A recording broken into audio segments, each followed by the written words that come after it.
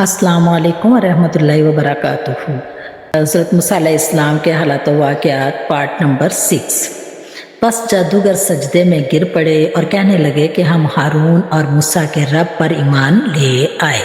फ़िरौन ने जब ये देखा कि जिनको इसने मुकाबले के लिए बुलवाया था वो पूरे मजमे के सामने हार गए, अपने करतूत को जादू और हज़रत मूसा अलैहिस्सलाम के मुआज़े को खुदा की तरफ से अता करता मुआज़ा तस्लीम कर लिया, तो अपनी शैतानी में बढ़ गया और अपनी ताकत और कुव्वत दिखाने लगा और कहने लगा कि मेरी इजाज़त के बगैर तुम मूसा पर ईमान ले आए हो।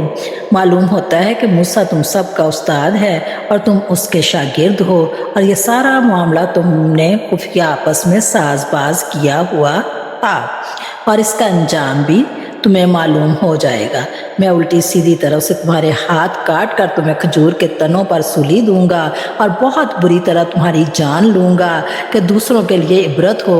सूली की सज़ा सबसे पहले इसी जालिम ने दी थी, लेकिन इन 9 मुस्लिम जादूगरों पर इसकी धमकी का कुछ असर ना हुआ और वो भरी महफिल में कहने लगे कि तुझे जो कुछ करना है कर डाल, तू सिर्फ इस दुनिया की ज़िंदगी में हुक्म चला सकता है। हम अपने रब पर ईमान लाए हैं ताकि वो हमारी ख़ताओं को माफ़ फरमाए, और ये गुस्ताखी जो तूने ज़बरदस्ती कराई है अल्लाह की कुदरत के जादू को मिटाने की ये भी माफ़ फरमाए। खुदा की कसम जिसने हमें अव्वलन पैदा किया है, हम इन वाज़िह दलीलों पर तेरी गुमराही को तरजीह दे ही नहीं सकते। ख्वाह तो हमारे साथ जो कुछ भी कर ले, मुस्तहिक़ इबादत वो है जिसने हमें पैदा किया है, ना कि तू जो कि खुद इसी का पैदा करता है। ना हमें तेरी सज़ाओं से डर है, ना तेरे इनाम की लालच है। चनाचे फ़िरौन ने इन सब को अज़ियत दे दे कर शहीद कर डाला, सबको उल्टी सीधी तरफ से हाथ पांव काट कर फांसी पर चढ़ा दिया। सुबह को ये जादूगर काफिर और जादूगर थे, और शाम को पाक बाज मोमिन और राह खुदा के शहीद थे। फ़िरौन की बीवी का नाम हज़रत आसिया बिनते मुज़ाहम था। फ़िरौन और हज़रत मूसा अलैहिस्सलाम की बाबत ये मालूम करती रहती कि कौन गालिब हुआ, तो हर वक्त यही सुनती कि हज़रत मूसा अलैहिस्सलाम गालिब रहे। बस यही इनके ईमान का बायस बना। अबू आलिया रहमतुल्लाह अलैह यूँ बयान फरमाते हैं कि फ़िरौन के दारोगा की औरत का ईमान इनके ईमान का बायस बना। वो एक दिन फ़िरौन की लड़की का सर गूंद रही थी कि कंघी छूट कर गिर गई, तो इसके मुँह से निकल गया कि कफ़ार बर्बाद हों। और बाज़ रवायात में है कि बिस्मिल्लाह कहकर कंघी उठाई थी। इस पर फ़िरौन की लड़की ने कहा कि तू मेरे बाप के सिवा किसी और को रब मानती है? इसने कहा मेरा तेरा और सब का रब अल्लाह है। इसने गुस्से में आकर इसको मारा पीटा और जाकर अपने बाप को बताया, तो फ़िरौन ने बुलाकर पूछा तेरा मेरे सिवा कोई रब और भी है? इसने जवाब दिया कि हाँ मेरा रब अल्लाह है।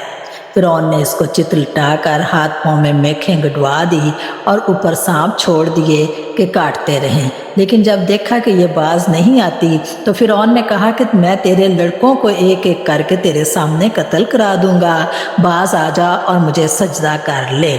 इसने कहा कि ये नहीं हो सकता। इस जालिम ने इसके लड़के को मंगवा कर मार डाला। उन्होंने अपने प्यारे से बच्चे को बचश में खुद देखा और सब्र किया।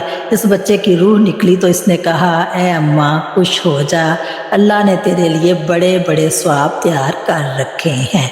फिर दूसरे बच्चे को भी इसी तरह कत्ल करा दिया और इसकी रूह ने भी माँ को खुशखबरी दी। फ़िरौन की अहलिया ने इन दोनों बच्चों की खुशखबरी सुनी तो ईमान ले आई। फ़िरौन गुस्से के वक्त लोगों के हाथ पाँव में मेखें गड़वा कर मार डालता था, चुरंग करके ऊपर से बड़ा पत्थर फेंकता था जिससे इसकी रूह निकल जाती। मेखों की सज़ा का मुजिब फ़िरौन था।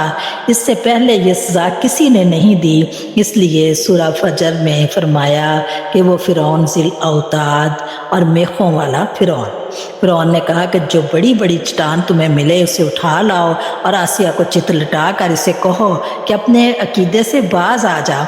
अगर बाज आ जाए तो वो मेरी बीवी है, इज़्ज़त व हुर्मत से वापस लाओ। अगर ना माने तो वो चट्टान इस पर गिरा दो, इसका कीमा बना दो। जब ये लोग पत्थर लेकर आए तो इनको लिटा दिया और पत्थर इन पर गिराने के लिए उठाया, तो उन्होंने आसमान की तरफ मुंह उठाकर परवरदिगार یہ عالم نے حجاب ہٹا دیے، جنت کو اور وہاں جو مکان ان کے لیے بنایا گیا تھا انہوں نے اپنی آنکھوں سے دیکھ لیا، اور اس میں ان کی روح پرواز کر گئی۔ جس وقت پتھر پھینکا گیا تو اس وقت ان کی روح ہی نہیں تھی۔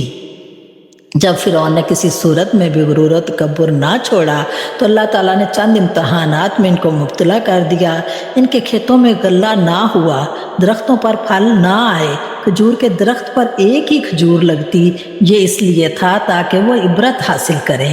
جب یہ خوب سرسبز رہتے تھے، غلہ خوب ہوتا تھا تو کہتے تھے کہ ہم اس کے تو مستحق ہی تھے، اور اگر قحط ہوتا تھا تو بھوکے مرتے اور کہتے یہ موسیٰ اور اس کے ساتھیوں کی نحوست ہے۔